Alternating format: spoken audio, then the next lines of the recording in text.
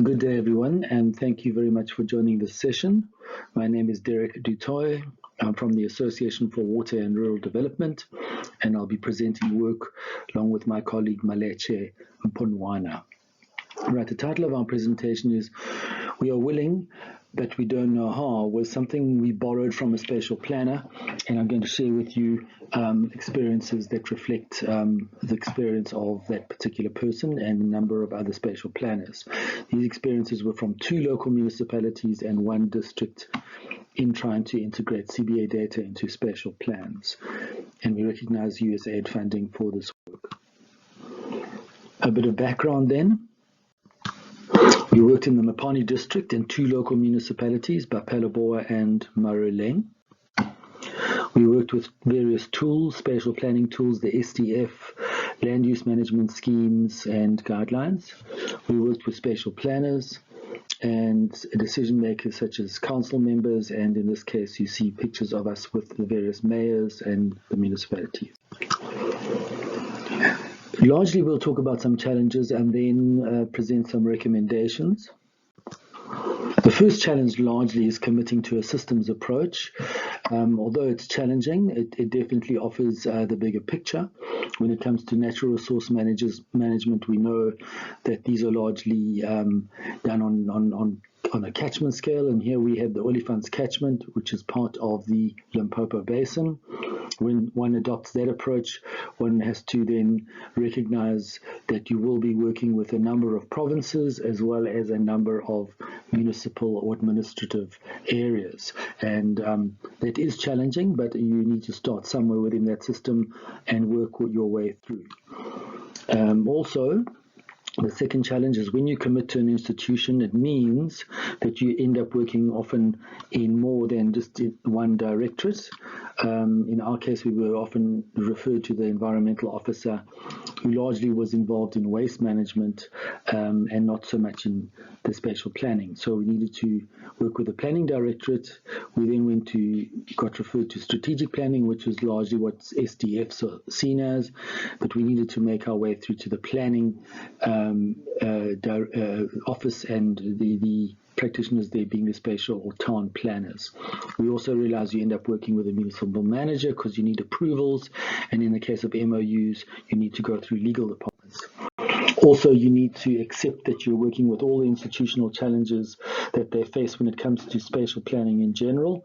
I won't go through them here, but it's well worthwhile recognizing that is the context of work.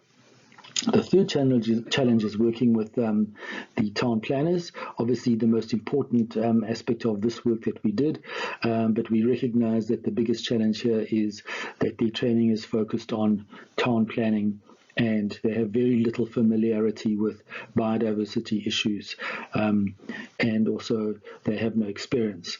So that's where they needed considerable support. Then we realized also that biodiversity and environmental programs are often seen as constraining to development and income generation by local government councils and also traditional authorities in the case of communal land. So that point of conflict needs to be addressed. And then, of course, CBA, not being familiar to these institutions, is not prioritized at council at this point in time. Recommendations: work with the spatial planners specifically in the review process, because that's when they get to incorporate new information such as CBA data. Make sure that the data is available and ready to be integrated and used. Focus on the terms of reference for consultants, because that's where you get to specify that the CBA data needs to be featured prominently in the SDF, and then introduce the CBA concepts carefully right at the outset. And then support the spatial planners to work at council level to get these plans adopted at a high level, or else if they're not adopted, they won't be used. And then combine always the economic with the biodiversity where one can. Challenge 4, working with consultants, again often trained as town planners and not as biodiversity specialists, and they are often seen as enabling the local government economies rather than looking at long-term sustainability. Recommendations: provide CBA support for consultants involved in the SDF, just as with town planners.